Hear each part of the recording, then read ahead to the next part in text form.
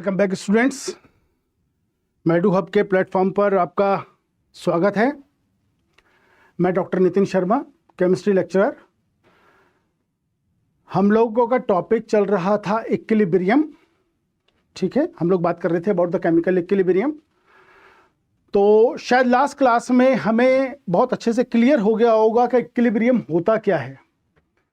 ठीक है, हम लोग बात कर रहे थे about the characteristics of the equilibrium. तो एक बार दोबारा से रिपीटेशन में थोड़ा सा लेंगे हम लोग कि केमिकल इक्विलिब्रियम के बारे में हम बात की थी कि इक्विलिब्रियम होता क्या है, कब इक्विलिब्रियम माना जाता है कि इक्विलिब्रियम एस्टेब्लिश हो गया है। अब हम इसकी कुछ कैरेक्टरिस्टिक्स के बारे में बात करेंगे।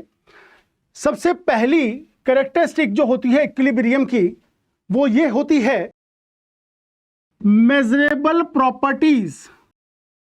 रिएजेंट्स आपको याद ही होगा कि जब हम कलेक्टिवली बात करते हैं about the reactant and the product, तो हम उसे रिएजेंट के नाम से संबोधित कर देते हैं। तो all measurable properties of the reagents यानी कि reactants and products becomes constant. चाहे वो रिएक्टेंट की हो या प्रोडक्ट की हो, दोनों ही केसेस में जो मेजरेबल प्रॉपर्टीज होंगी सारी की सारी, जैसे कि टेम्परेचर हो गया, वॉल्यूम हो गया, प्रेशर हो गया, या कुछ केसेस में हमने बात की थी कलर भी रिप्रेजेंट करता है, लेकिन वो सभी केसेस में एप्लीकेबल नहीं होता। जैसे कॉमन एग्जांपल हमने लिया था N2O4 और NO2 के बीच में जब इक्विलिब्रियम एस्टेब्लिश होता है तो उस केस में कलर रिप्रेजेंटेशन से हमें काफी हद तक पता लग जाता है। तो सबसे पहली जो कैरेक्टरिस्टिक है वो यही है कि सारी की सारी मेजरेबल प्रॉपर्टीज जो होंगी रिएजेंट्स की, वो कांस्टेंट हो जाएंगी, उनमें कोई भी बदलाव आपको नजर नहीं आएगा। सेकंड वन, इक्विलिब्रियम जो होता है is non static but is dynamic in nature. Dynamic nature में क्यों कहा जाता है इक्विलिब्रियम को? क्योंकि एक बार इक्विलिब्रियम एस्टेब्लिश हो जाए, सारी की सारी मेजरेबल प्रॉपर्टीज जो भी हैं उनमें कोई भी बदलाव देखने के लिए आपको नहीं मिल रहा है, लेकिन फिर भी रिएक्शन रुकी नहीं है। जैसे कि एक एग्जांपल हमने लिया था कि एक बकेट लिया, उसमें पानी लिया, उसमें टैप खोला और एक छेद भी कर दिया जिसमें पानी बाहर निकल जाए, और ऊपर से पानी जो है वो भरता रहे और एक तरफ से निकलता रहे, होल में से पानी निकलता रहे। लेकिन अगर हम दोनों को एक जैसे रेट पर ले आए कि जिस रेट पर पानी गिर रहा है बकेट में उसी रेट पर बाहर निकल रहा है, तो जो लेवल है बकेट में वो हमें चेंज होता हुआ नजर नहीं आएगा, उसका लेवल जो है वो सेम रहेगा। लेकिन इसका मतलब कतई ये नहीं है कि रिएक्शन रुक गई, यानी कि पानी आना बंद हो गया है या पानी निकलना बंद हो गया है। दोनों ही काम हो रहे हैं, पानी आ भी रहा है और पानी निकल भी रहा है। लेकिन अब क्या है कि हमें डायनामिक यानी इक्विलिब्रियम एस्टेब्लिश हो गया, मेजरेबल प्रॉपर्टी कांस्टेंट हो गई, लेकिन रिएक्शन रुकती नहीं है, रिएक्शन अभी भी still going on. Closed vessel, in the case अगर कोई गैसियस रिएजेंट जो है वो इन्वॉल्व है, तो उस केस में अगर कोई भी रिएक्शन है जो इक्विलिब्रियम अटेन कर रही है तो क्लोज वेसल में होनी चाहिए। अगर वो क्लोज वेसल में नहीं होगी तो उससे क्या होगा, जो गैस होगी वो एस्केप कर जाएगी और रिएक्शन जो है वो वापस अपनी फॉर्म में नहीं होगा, यानी कि वापस रिवर्सेबल नहीं होगा। तो इसका मतलब इक्विलिब्रियम भी अटेन नहीं होगा। तो reaction must takes place in a close vessel, close vessel में ही रिएक्शन होना चाहिए।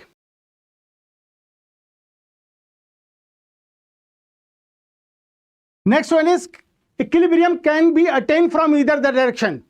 रिएक्टेंट की साइड से भी हो सकता है और प्रोडक्ट की साइड से भी हो सकता है। यानी इक्विलिब्रियम अटेन, जब रिएक्टेंट जो है प्रोडक्ट में कन्वर्ट हुए और प्रोडक्ट किस में कन्वर्ट हुए, रिएक्टेंट्स में, तो इक्विलिब्रियम दोनों में से किसी भी साइड से हो सकता है। रिएक्टेंट साइड से भी हो सकता है और प्रोडक्ट साइड से भी इक्विलिब्रियम अटेन हो सकता है।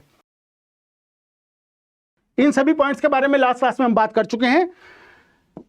Next one is equilibrium point can be detect measurable properties only. कि इक्विलिब्रियम पॉइंट जो होगा वो मेजरेबल पॉइंट से ही डिटेक्ट होगा कि इसमें कोई भी चेंज हमें देखने के लिए नहीं मिलेगा, तभी उसको कहेंगे कि इक्विलिब्रियम अटेन हो चुका है।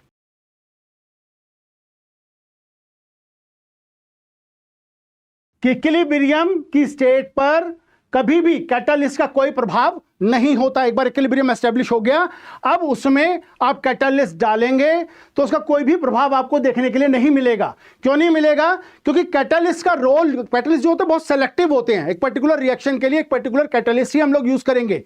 तो जब हम एक कैटलिस्ट को इंट्रोड्यूस कर रहे हैं किसी भी रिएक्शन में, तो उसका काम है रिएक्टेंट से जल्दी जल्दी प्रोडक्ट बनाना, और रिवर्सिबल रिएक्शन है तो प्रोडक्ट से जल्दी जल्दी रिएक्टेंट भी बनाना। तो जिस स्टेट, जिस स्पीड पर, जिस रेट पर वो रिएक्टेंट से प्रोडक्ट में कन्वर्ट होगा, उसी रेट पर वो प्रोडक्ट से रिएक्टेंट पर भी कन्वर्ट होगा। तो इसका मतलब इक्विलिब्रियम स्टेट पर कोई भी प्रभाव नहीं पड़ने वाला। नेक्स्ट पॉइंट, जो सबसे मेन कंडीशन है इक्विलिब्रियम के लिए, वो क्या है? वो है rate of forward reaction will be equal to the rate of backward reaction. This is the foremost condition for the equilibrium, कि रेट जो होगा फॉरवर्ड का और बैकवर्ड का वो इक्वलाइज होगा। तो that is the foremost condition. Last class में आपको याद होगा हमने 3 ग्राफ स्टडी किए थे कंसंट्रेशन वर्सेस टाइम के, राइट? अब यहां भी हम उन 3 ग्राफ्स के बारे में एक बार डिस्कस करते हैं।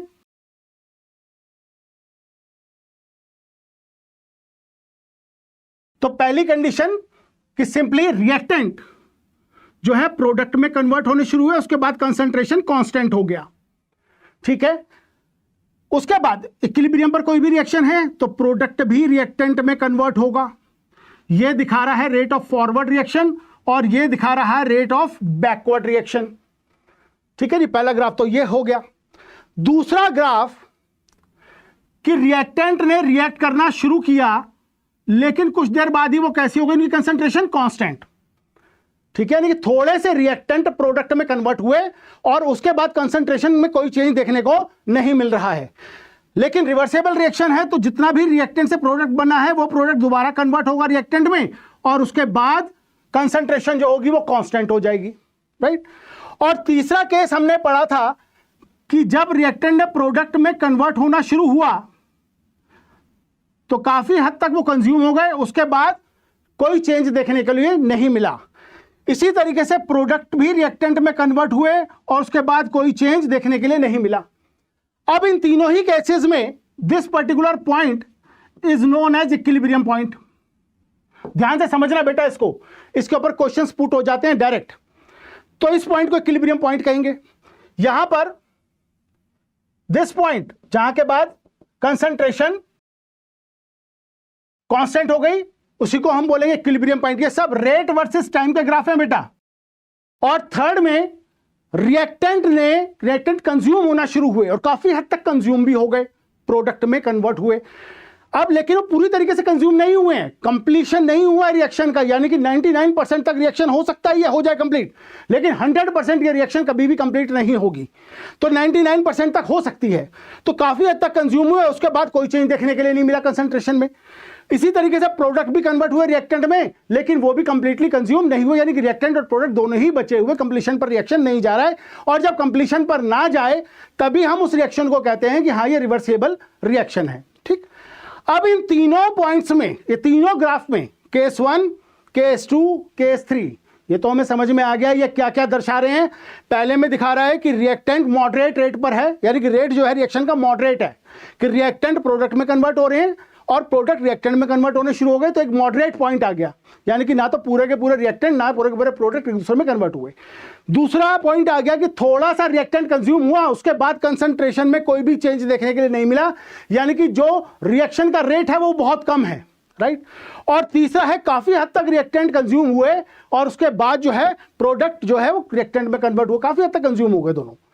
अब इन तीनों में से वो कहता है कि कौन सा ग्राफ एक्यूरेट है जो इक्विलिब्रियम को दिखा रहा है।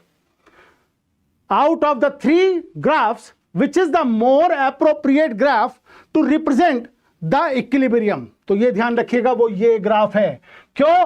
क्योंकि यहां पर rate of forward is equal to rate of backward reaction है, बाकी सब में ऐसा नहीं है। तो this is the appropriate graph, बाकी दोनों एप्रोप्रिएट नहीं है। तो सबसे पहले हम लोग बात करेंगे फिजिकल इक्विलिब्रियम की। फिजिकल इक्विलिब्रियम में बच्चों सीधी सी बात है कि फिजिकल स्टेट से रिलेट होकर चल रहे हैं। फिजिकल इक्विलिब्रियम का सीधा सा मतलब है कि हम फिजिकल स्टेट से रिलेट होकर चल रहे हैं। अब फिजिकल स्टेट की बात करें तो जैसा कि हम जानते हैं, हम 3 स्टेट्स के बारे में पढ़ते हैं। वो स्टेट है सॉलिड, लिक्विड और तीसरी जो स्टेट है वो कौन सी है? गैस। अब अगर हम बात करें, देखिए एक बात ध्यान रखिएगा, जब हम बात करते हैं फिजिकल स्टेट की, that physical state is simply related to the room temperature, कि रूम टेम्परेचर पर जब हम देख रहे हैं तो वो चीज हमें कैसी नजर आ रही है, उसी को हम उस पर्टिकुलर सब्सटेंस की जो है फिजिकल स्टेट बता देते हैं, राइट। अब कोई भी सब्सटेंस सॉलिड स्टेट में एग्जिस्ट करेगा, लिक्विड स्टेट में एग्जिस्ट करेगा या गैसियस स्टेट में एग्जिस्ट करेगा, इसको गवर्न करते हैं 2 फैक्टर। कौन कौन से फैक्टर हैं वो?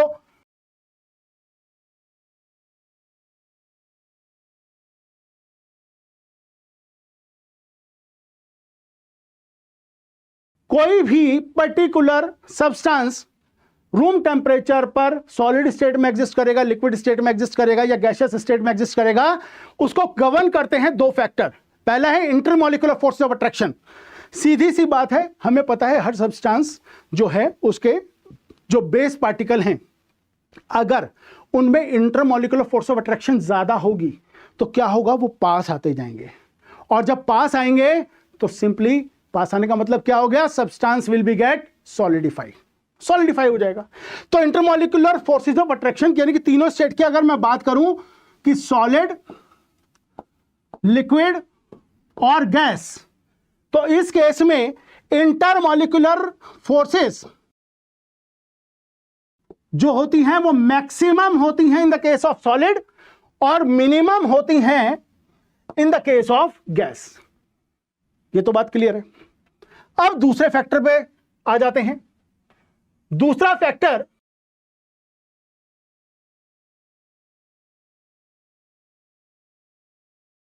अगर थर्मल एनर्जी की बात करें तो therm is the term which is related to heat.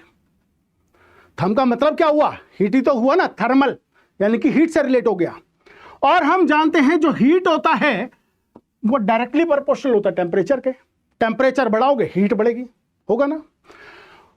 और टेम्परेचर जो होता है वो डायरेक्टली प्रोपोर्शनल होता है काइनेटिक एनर्जी के। अगर टेम्परेचर बढ़ेगा तो काइनेटिक एनर्जी भी बढ़ेगी, और काइनेटिक एनर्जी किसके लिए रिस्पॉन्सिबल है? मूवमेंट के लिए। तो मूवमेंट की अगर मैं बात करूं तो मूवमेंट मैक्सिमम कहां होता है? वो होता है गैसेस के केस में। तो थर्मल एनर्जी बढ़ेगी तो सब्सटेंस गैसियस होता जाएगा, यानी कि वेपराइज होना शुरू हो जाएगा। और अगर हम इंटरमॉलिक्यूलर फोर्सेस ऑफ अट्रैक्शन को बढ़ाएंगे तो सब्सटेंस सॉलिडिफाई होना शुरू हो जाएगा। ठीक है जी।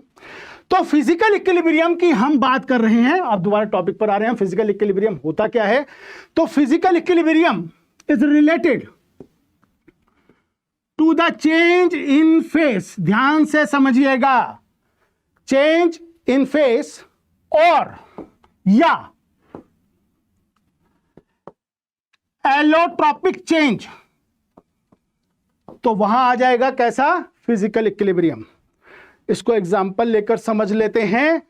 जैसे फॉर एग्जाम्पल, ध्यान से समझना, छोटी सी चीज है, कोई लंबी चौड़ी चीज नहीं है।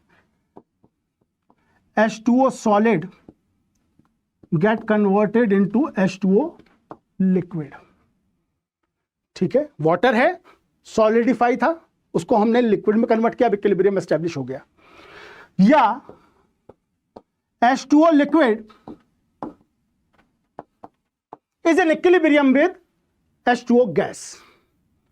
अब नोट करने वाली बात यहां यह है, ध्यान दीजिएगा कि ये फेस ट्रांसफॉर्मेशन से जुड़ा हुआ है। ठीक है, केमिकल इन्वॉल्वमेंट नहीं है। यहां सॉलिड था, लिक्विड में कन्वर्ट हुआ है तो H2O ही। H2O लिक्विड था, गैस में कन्वर्ट हुआ, लेकिन है तो H2O ही। ठीक है, तो सेम सब्सटेंस लेकिन उसका फेस जो है, यानी कि सिंपली फिजिकल स्टेट जो है वो चेंज हो रही है। तो that is the part of physical equilibrium. Face change का जो है वो एग्जाम्पल है ये। यहां पर जहां पर एलोट्रॉपिक चेंज हो रहा हो, यहां पर भी एलिमेंट चेंज नहीं हो रहा, हर एक एलिमेंट इंडिविजुअल है। ठीक है। अब उस एलिमेंट में जो बेसिक एलिमेंट है उसमें बदलाव नहीं हो रहा, जैसे कार्बन,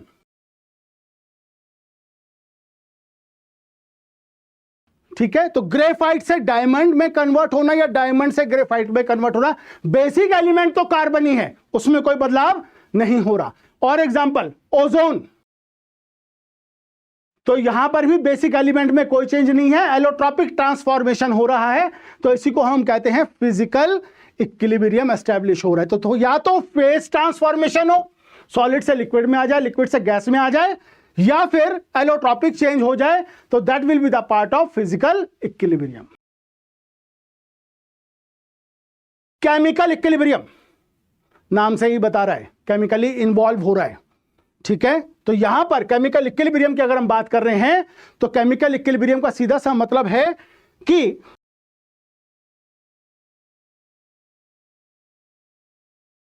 जो एग्जिस्टिंग है बॉन्ड वो टूटेंगे और नए बॉन्ड जो हैं वो फॉर्म होंगे, that will be the part of chemical equilibrium. ऐसी रिएक्शन जब इक्विलिब्रियम पर आ जाएगी तो उसी को हम बोलेंगे कि यहां पर एस्टैब्लिश हुआ है केमिकल इक्विलिब्रियम। फॉर एग्जांपल,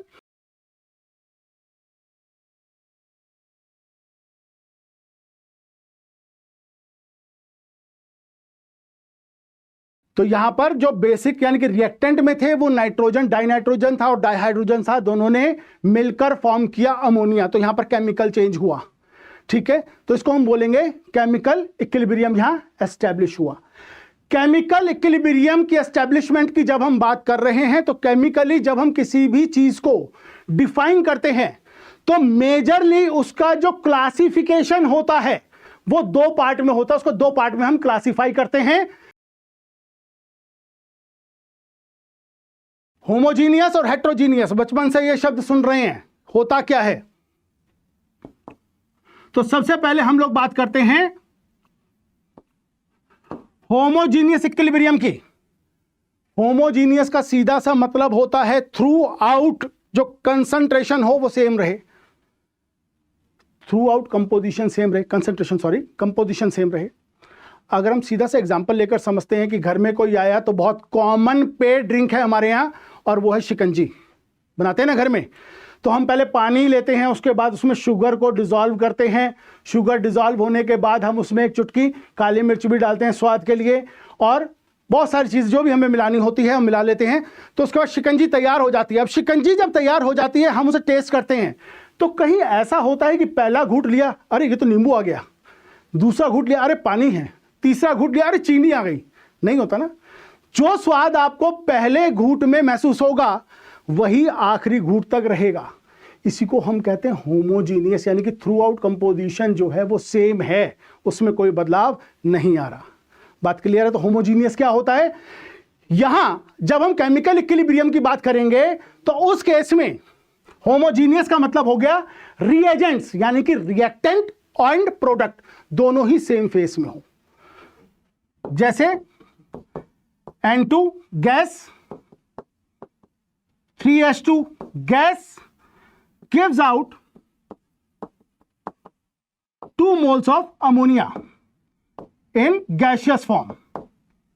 तो this is the example of homogeneous equilibrium कि जहां पर रिएक्टेंट और प्रोडक्ट एक ही फेस में है,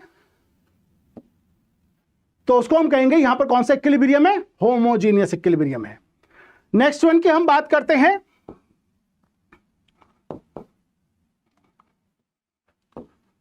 हेट्रोजीनियस इक्विलिब्रियम, जहां पर रिएक्टेंट और प्रोडक्ट अलग अलग फेस में हो लेकिन केमिकली कंबाइन हो रहे हो।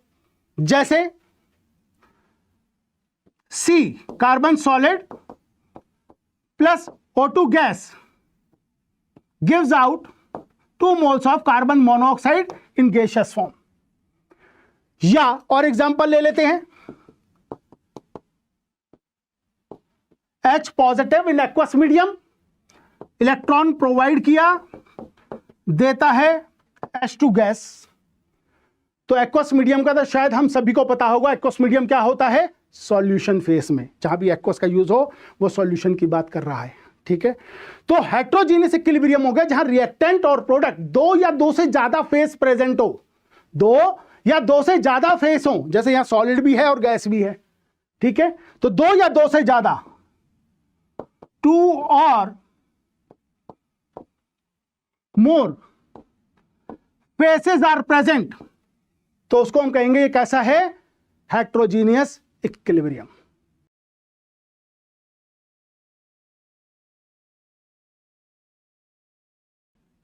कि इक्विलिब्रियम की टर्म आपको काफी हद तक क्लियर भी हो गई होगी। आगे चलते हैं, अब मेन चैप्टर यहां से शुरू होता है आपका।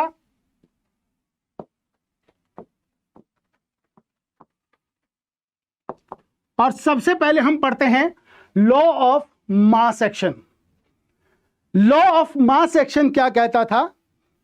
लॉ ऑफ मास एक्शन कहता था कि rate of the reaction is proportional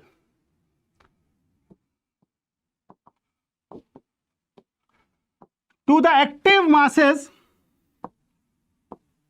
of the reactant या simply active mass of the product. Product of active masses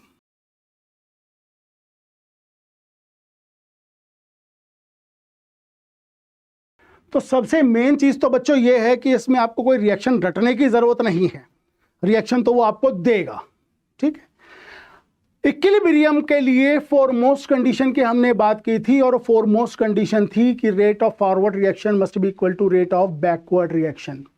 forward और बैकवर्ड का रिएक्शन का रेट जो होता है वो सेम होना चाहिए।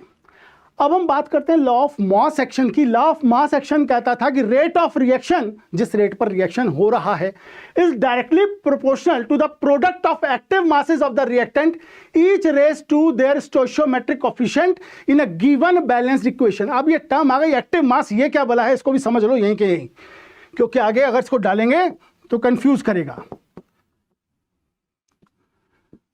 तो एक्टिव मास यहां सिंपली रिलेट होकर चल रहा है कंसंट्रेशन से, यानी कि मोलैरिटी से। सिंपल भाषा में बात करें तो यह रिलेट होकर चल रहा है molarity, that the general term, कि जहां हम कंसंट्रेशन की टर्म्स में चल रहे हैं, that is related to the molarity. जैसे कि एग्जांपल लेकर समझते हैं कि फॉर एग्जांपल अगर वो कहता है x ग्राम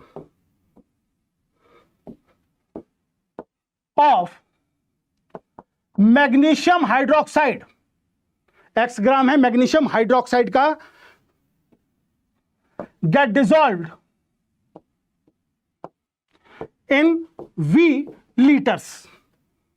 सीधा सा उसने हमें बता दिया कि x ग्राम है किसका, मैग्नीशियम हाइड्रोक्साइड का, किसमें, डिसॉल्व इन v लीटर। तो एक्टिव मास हम कैसे बताते हैं ये हम समझ लेते हैं। तो यहां अगर हम बात करें कि कंसंट्रेशन जो होगी मैग्नीशियम हाइड्रोक्साइड की वो कितनी है, वो है x ग्राम इन v लीटर, यही होगी ना। या जिसको मैं लिख सकता हूं, क्या लिख सकते हैं कि x ग्राम है x upon 58 moles in V litre. 58 कहां से आया, 58 है मॉलिक्यूलर मास मैग्नीशियम हाइड्रोक्साइड का। ठीक है जी, सिंपली मैग्नीशियम हाइड्रोक्साइड का जो मॉलिक्यूलर मास है वो कितना है, 58। तो x अपॉन 58, मोल्स क्या होते हैं, given mass upon molar mass. तो x ग्राम है 58, इसका मोलर मास हो गया, इतने मोल्स होंगे वी लीटर में।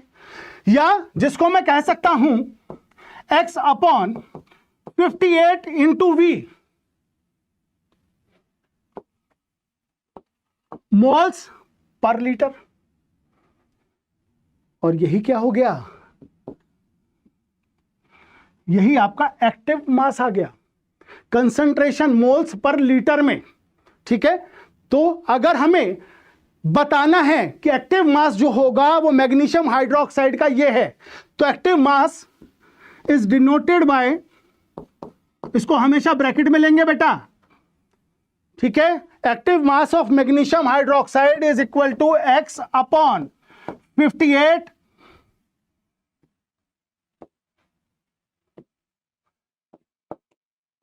Into v moles per litre, that will be the active mass किसका? मैग्नीशियम हाइड्रोक्साइड का। बात क्लियर है यहां तक?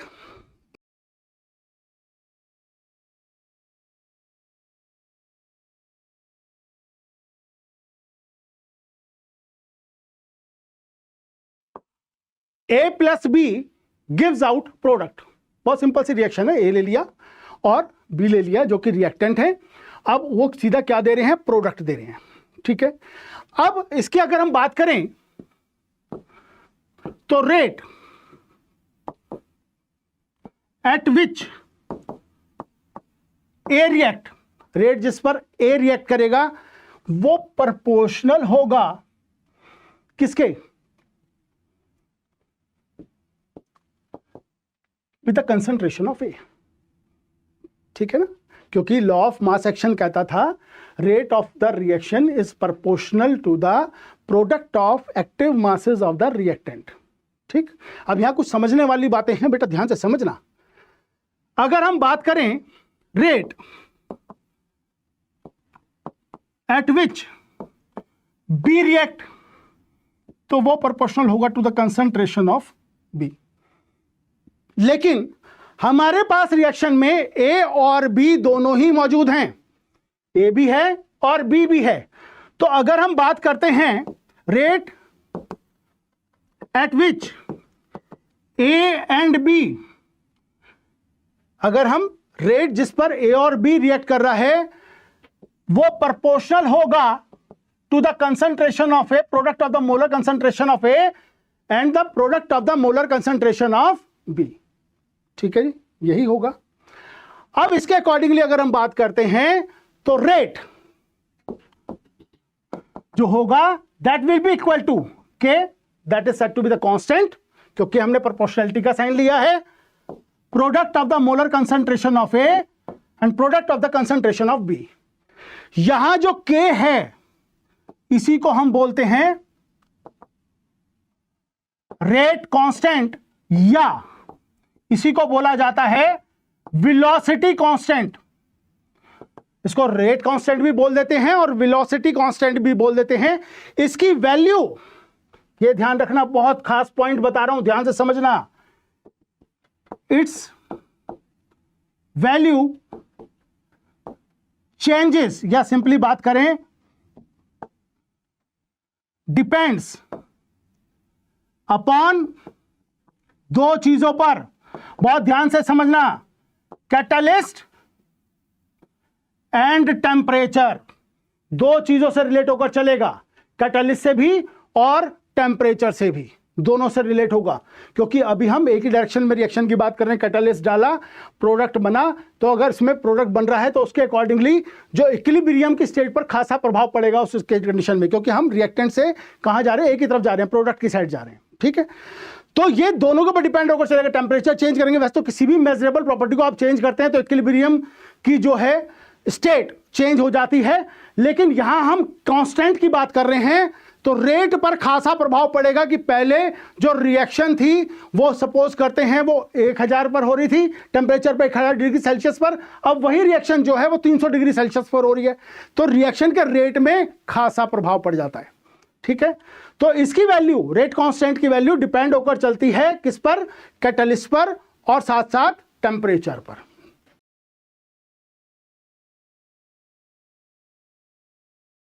अब इसी कंसेप्ट को और डीप कर देते हैं। सपोज करते हैं वो हमें एक रिएक्शन देता है 2A plus 3B gives out products, कि 2 moles of A with 3 moles of B जो है वो प्रोडक्ट दे रहा है। इस रिएक्शन को हम ऐसे भी लिख सकते हैं, A plus B plus B plus B gives out product.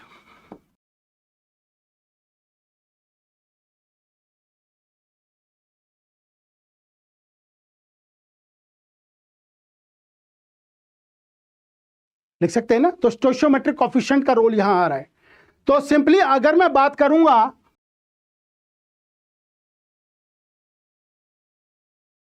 A and B react कर रहे हैं, प्रोपोर्शनल होगा A² विद बी क्यूब। लिख सकते हैं ना इसको? तो इसका मतलब rate will be equals to के,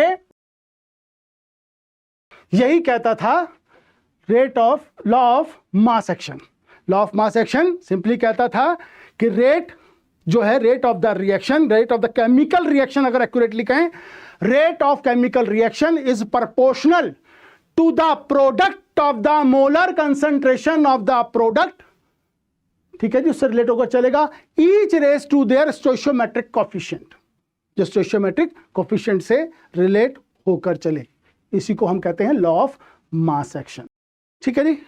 डेफिनेशन में rate of the chemical reaction is proportional to the product of the molar concentration, या एक्टिव मास हम सीधा ले लेते हैं, each raised to their stoichiometric coefficient in a balanced, ये जरूर ध्यान रखना, बैलेंस होनी चाहिए केमिकल इक्वेशन, किसी भी बैलेंस केमिकल इक्वेशन में। ठीक, तो लॉ ऑफ मास एक्शन शायद हमें क्लियर हो गया है। अब हम बात करते हैं इसको समझने के लिए। अब सपोज करते हैं, हम एक एग्जांपल लेते हैं, और कि suppose x moles of x plus y moles of y plus z moles of z gives out product. ठीक है, तो इस केस में जो रेट होगा वो किसके प्रोपोर्शनल होगा? To the concentration of x raise to x, y raise to y and z raise to z। ठीक, तो यहां रेट कांस्टेंट लगाएंगे। ये था हमारा लॉ ऑफ मास एक्शन। अगर हम बात करते हैं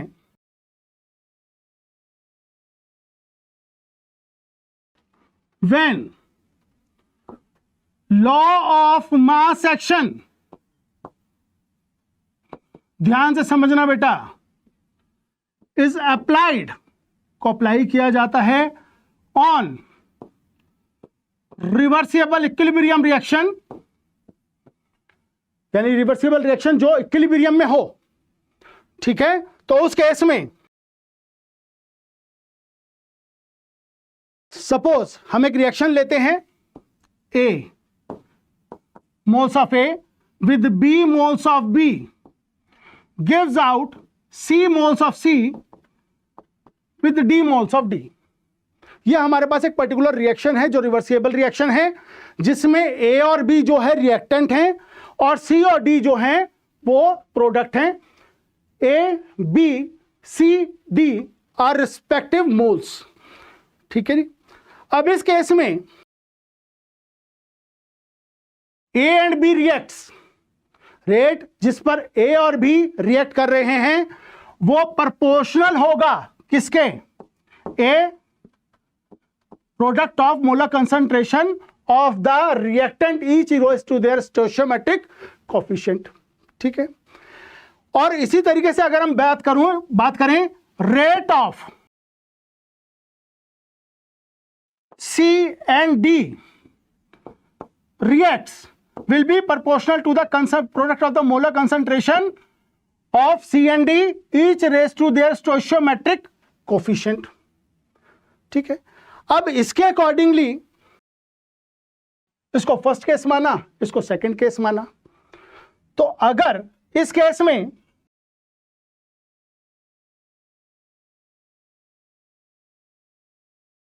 अब पहले से अगर रिलेट होकर चलें तो वो कह रहा था रेट प्रोपोर्शनल है, तो अब इस रिएक्शन में ये रिएक्शन कौन सी डायरेक्शन में जा रही है? फॉरवर्ड डायरेक्शन में, राइट। तो अगर मैं प्रोपोर्शनैलिटी हटाता हूं तो रेट इज इक्वल टू, इसको केएफ लिख देते हैं, और अगर हम प्रोडक्ट के पॉइंट ऑफ व्यू से बात करें, क्योंकि यहां हम इक्विलिब्रियम कांस्टेंट की बात करने वाले हैं। ठीक है, तो अगर हम ये बैकवर्ड में भी जा रही है और फॉरवर्ड में भी, दोनों तरफ से डायरेक्शन जा, रिवर्सिबल रिएक्शन में है, रिवर्सिबल रिएक्शन है ये। तो अकॉर्डिंग टू द प्रोडक्ट अगर हम चलते हैं तो रेट जो था वो प्रोपोर्शनल था product of the molar concentration of the product, उनसे रिलेट होकर चलते हैं। अब यहां प्रोपोर्शनैलिटी कांस्टेंट अगर हम हटाते हैं तो रेट इज इक्वल टू के, इसको बी कह देते हैं।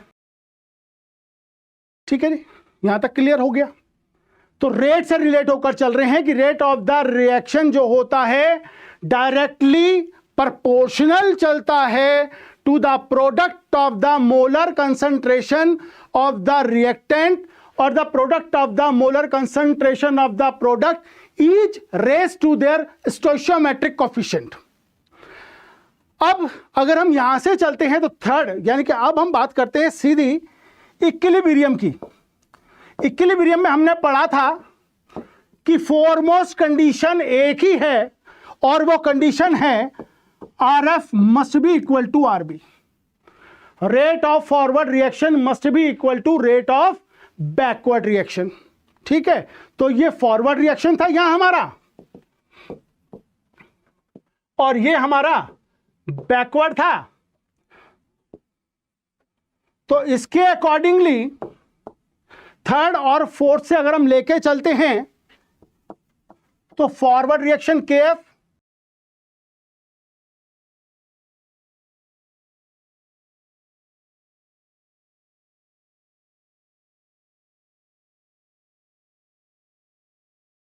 लिख सकता हूं ना, यहीं से ये दोनों कांस्टेंट हैं, KF फॉरवर्ड रिएक्शन के लिए और KB बैकवर्ड रिएक्शन के लिए, और दो कांस्टेंट हैं तो इनसे एक नया कांस्टेंट मिलता है हमें, इसी को हम कहते हैं इक्विलिब्रियम कांस्टेंट यानी कि K, that is known as constant. अब एक बात समझने वाली है बेटा, इक्विलिब्रियम कांस्टेंट की अगर मैं बात कर रहा हूं तो इसकी वैल्यू ध्यान रखना ओनली अपॉन टेम्परेचर, सिर्फ ये टेम्परेचर से रिलेट होकर चलता है। वहीं हमने रेट कांस्टेंट की बात की थी, तो रेट कांस्टेंट जो था वो रिलेट होकर चल रहा था temperature as well as catalyst, लेकिन यहां पर ये जो है इक्विलिब्रियम कांस्टेंट, इसकी वैल्यू सिर्फ और सिर्फ टेम्परेचर से रिलेट होकर चलते हैं। और इसका सीधा सा रीजन है बेटा, फॉरवर्ड रिएक्शन और बैकवर्ड रिएक्शन दोनों को ही लेके चल रहे हैं। तो अगर हम कैटलिस्ट यूज करेंगे तो वो कैटलिस्ट फॉरवर्ड के लिए भी यूज होगा और वही कैटलिस्ट बैकवर्ड के लिए भी यूज होगा ना। तो इनका रेशियो जो होगा वो तो वही रहेगा, उसमें कोई चेंज नहीं आएगा। अगर ये 4 गुना तेज होगी तो ये भी तो 4 गुना तेज होगी, तो उनका जो प्रोपोर्शनैलिटी के रिलेट होकर चलेंगे, जो उनका परसेंटेज होगा तो वो सेम आएगा। इसलिए सिर्फ टेम्परेचर से रिलेटेड चलती है होकर, कैटलिस्ट से रिलेट होकर नहीं चलती। ठीक है, अब अगर हम सेम रिएक्शन, अब हम बात करते हैं relation between KP and KC। पहले समझ लें KP और KC है क्या भला। तो इक्विलिब्रियम कांस्टेंट की हम लोग बात कर रहे हैं। इक्विलिब्रियम कांस्टेंट जब विद रिस्पेक्ट टू कंसंट्रेशन चलता है तो वहां पर हम इसको डिनोट करते हैं KC से। ठीक है, और जब ये प्रेशर से, यानी कि जब गैसियस कंटेंट हो और पार्शियल प्रेशर से रिलेट होकर चले तो वहां हम इसको KC ना कहकर कह देते हैं KP। ठीक है, तो अब हम बात करने जा रहे हैं कि KP और KC का रिलेशन क्या होता है आपस में। तो हम सेम रिएक्शन को कंसीडर करते हैं कि A moles of A plus B moles of B। तो हमें पता है, अभी हमने बात की K इक्विलिब्रियम कांस्टेंट की, तो equilibrium constant in terms of concentration KC को मैं लिख सकता हूं, KC किसके इक्वल होगा, to the product of the molar concentration of the product upon product of the molar concentration of the reactant each raise to their stoichiometric coefficient. Each raise होगा किसके, स्टोइचियोमेट्रिक coefficient के। तो इसको मैंने ऐसे लिखा, या मैं ऐसे भी तो लिख सकता हूं, इसको देखना जरा। अब मैं कंसंट्रेशन से इसको डेजिग्नेट कर देता हूं कि C, इसको C नहीं लेते, कुछ और लेते हैं, रुको ताकि कंफ्यूजन ना रहे। हम इसको ले लेते हैं X moles of X plus Y moles of Y, ऐसे कर लेते हैं।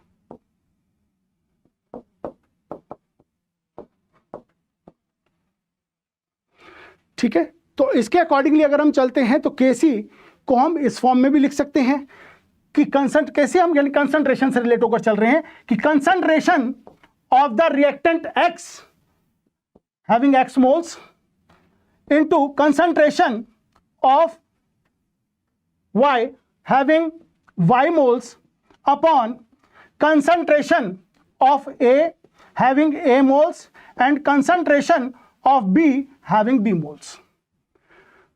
तो हम चाहे इसको ऐसे लिखें या ऐसे लिखें, बात तो एक ही आ जाएगी, क्योंकि हम विद रिस्पेक्ट टू कंसंट्रेशन चल रहे हैं, इसलिए हमने इसको ऐसा लिख दिया। ठीक, अब हम बात करने जा रहे हैं कि रिलेशन क्या है Kp और Kc का। तो हमें पता है, बचपन में हमने पढ़ा है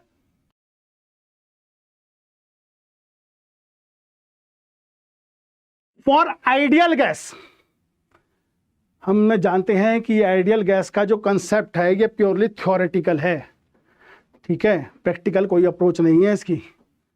ठीक, तो अगर हम बात करें आइडियल गैस की बात कर रहे हैं, तो जिस तरीके से किसी घर में कोई बच्चा होता है तो माँ बाप यही सोचते हैं कि राम यही बनेगा, होता है ना, भावनाएं होती हैं। आइडियल जो है, आइडियोलॉजी सेट है कि राम जी की तरह माँ बाप की सेवा करे, उसी तरीके से भाइयों और बहनों से उतना प्यार रखे, तो वो सब चीज़ें जो हैं वो मान के चलते हैं। लेकिन ये एक सिंपल आइडियोलॉजी है, क्या ये प्रैक्टिकल लाइफ में पॉसिबल है? नहीं हो सकता। ठीक है, फिर भी हम लोग मान लेते हैं।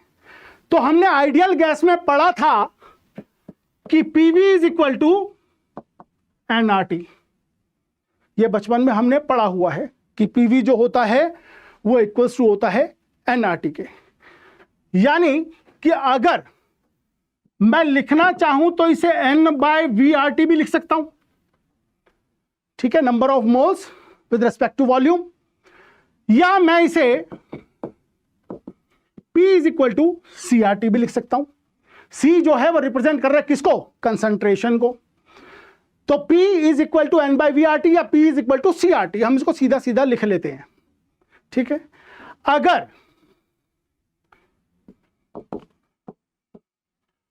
मैं बात करूं गैसियस फेस की, रिएक्शन जो है वो गैसियस फेस में हो रहा है, यानी कि जो रिएजेंट्स हैं, रिएक्टेंट हैं और प्रोडक्ट हैं सभी गैसियस हैं, तो उस केस में पार्शियल प्रेशर अप्लाई हो जाएगा।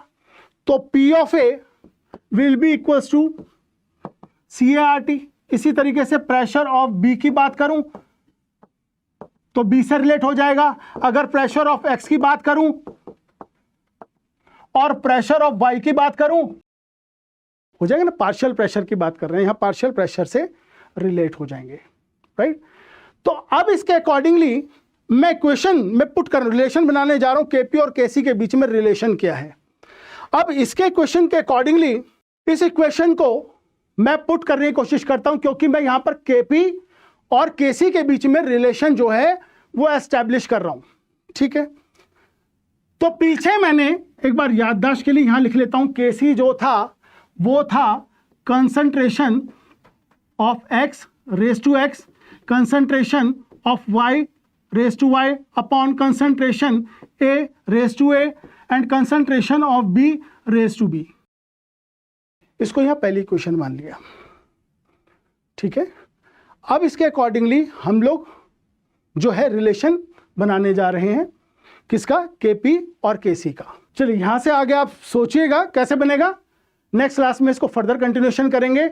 आप लोग अपने सवाल हमें लिखकर भेज सकते हैं। चैनल को लाइक कीजिए अगर आपको पसंद में आ रहा है, कंसेप्ट आपके क्लियर हो रहे हैं तो चैनल को लाइक कीजिए, सब्सक्राइब कीजिए। और रोज 5:30 से 6:30 का टाइम मैडू हब का है, जिस प्लेटफॉर्म पर आपको फ्री ऑफ कॉस्ट कोचिंग दी जाएगी हर सब्जेक्ट की, फिजिक्स, केमिस्ट्री एंड बायो की। तो प्लीज़ 5:30 से 6:30 बजे आकर आप ज़रूर लीजिए, विदाउट एनी चार्जेस ये कोचिंग दी जा रही है। इसका फ़ायदा उठाइए और ज्वाइन कीजिए। Thank you.